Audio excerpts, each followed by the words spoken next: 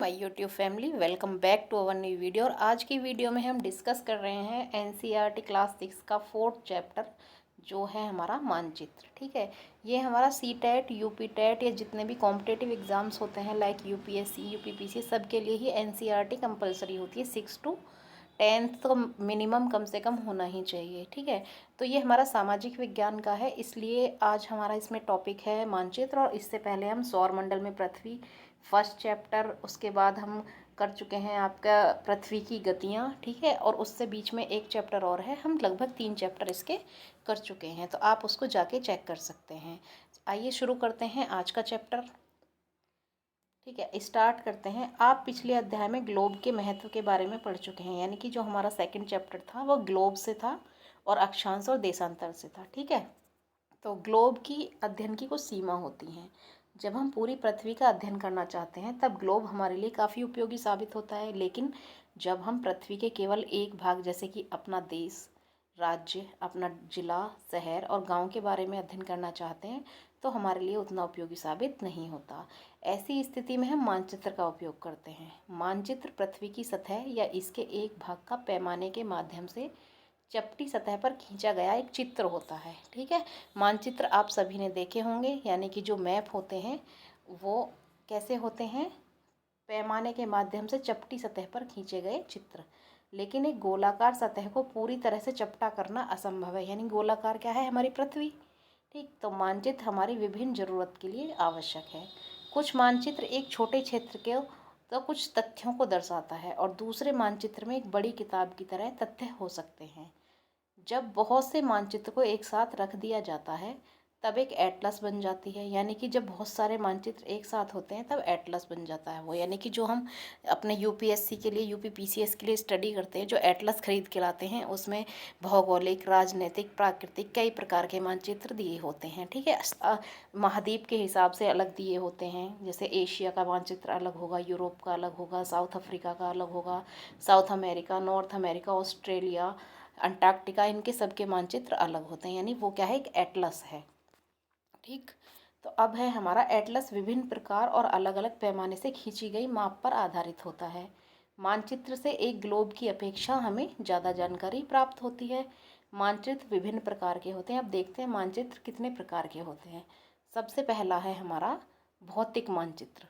भौतिक मानचित्र से हम समझ सकते हैं जिसमें पृथ्वी की आकृति, पर्वत, पठार, मैदान, नदी, महासागर ये सब दिए हों, यानी कि पृथ्वी की प्राकृतिक आकृति जैसे पर्वत, पठार, मैदान, नदियाँ, महासागर, इनको दर्शाने वाले मानचित्र को हम भौतिक या उच्चावच मानचित्र कहा जाता है। नेक्स्ट है हमारा राजनीतिक मानचित्र, जैसे राज्य, नगर, शहर, गांव और विश्व के विभिन्न देशों और राज्यों तथा उनकी सीमाओं को दर्शाने वाले मानचित्र को हम राजनीतिक मानचित्र कहते हैं। अब थर्ड है हमारा थीमेटिक मानचित्र। थीमेटिक हमसे कई बार बस यही पूछ लिया जाता है मानचित्र कितने प्रकार के होते हैं, तो भौतिक, राजनीतिक, थीमेटिक, ठीक 3 प्रकार के हो गए। अब थीमेटिक कौन से होते हैं, कुछ मानचित्र विशेष जानकारी प्रदान करते हैं, जैसे सड़क का मानचित्र, वर्षा मानचित्र, वन, उद्योग आदि के वितरण दर्शाने वाले मानचित्र। इस प्रकार के मानचित्र को हम थीमेटिक मानचित्र कहा जाता है। इन मानचित्र में दी गई सूचना के आधार पर उनका उचित नामकरण किया जाता है। जैसे मानचित्र के 3 घटक होते हैं, कौन कौन से, दिशा, दूरी और प्रतीक, यानी किस दिशा में जाना है, कितनी दूरी है और किस प्रतीक से हम उसको डिनोट कर रहे हैं। अब पढ़ते हैं हम दूरी के बारे में। दूरी क्या है, मानचित्र एक आरेखण होता है जो कि पूरे विश्व या उसके एक भाग को छोटा कर कागज के एक पन्ने पर दर्शाता है।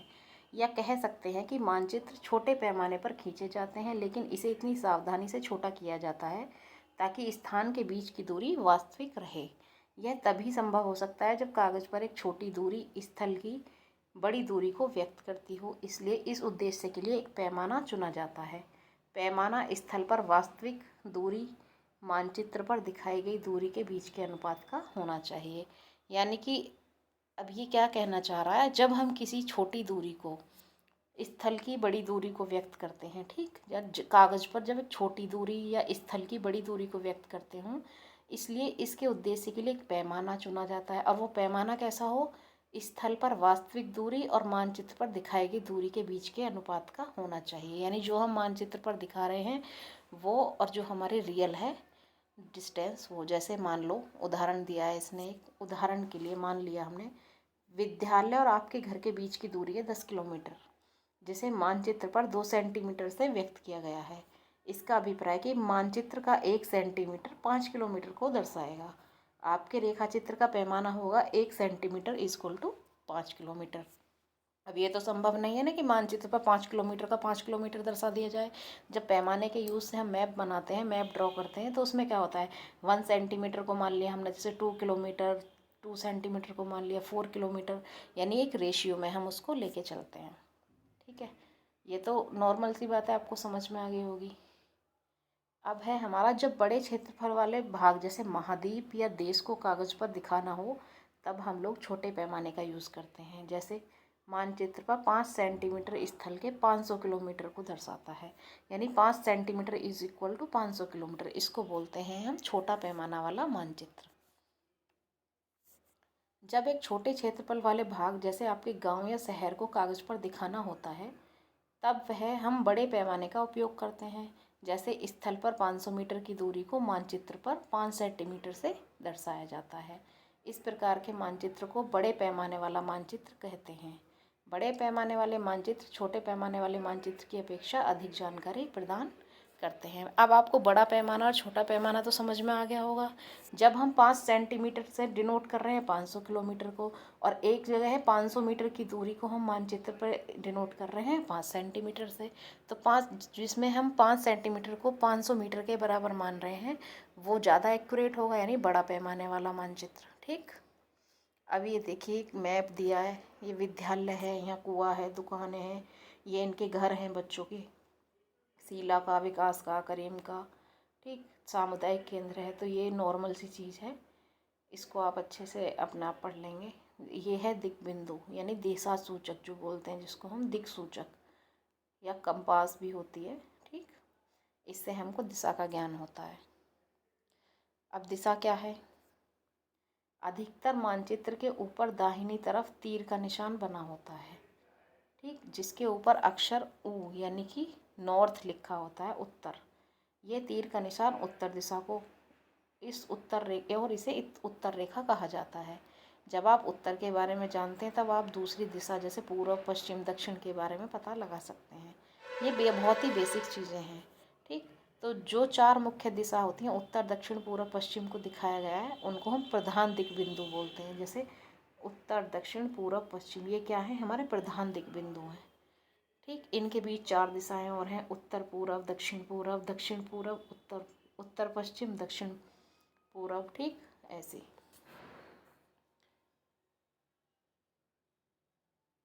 ये आप आराम से देख सकते हैं दिशा दूरी वाला। प्रतीक क्या है? प्रतीक होते हैं किसी भी मानचित्र का तीसरा प्रमुख घटक। क्या होता है? प्रतीक। पहला क्या था? दूरी।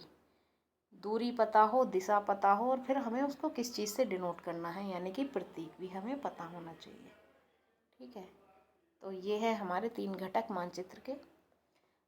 यह किसी भी मानचित्र का तीसरा प्रमुख घटक है। किसी भी मानचित्र पर वास्तविक आकार एवं प्रकार में विभिन्न आकृति जैसे भवन, सड़क, पुल, वृक्ष, रेल की पटरी, कुएं को दिखाना संभव नहीं होता। इसलिए वे निश्चित अक्षर, छाया, रंग या चित्र तथा रेखाओं का उपयोग करके दर्शाए जाते हैं।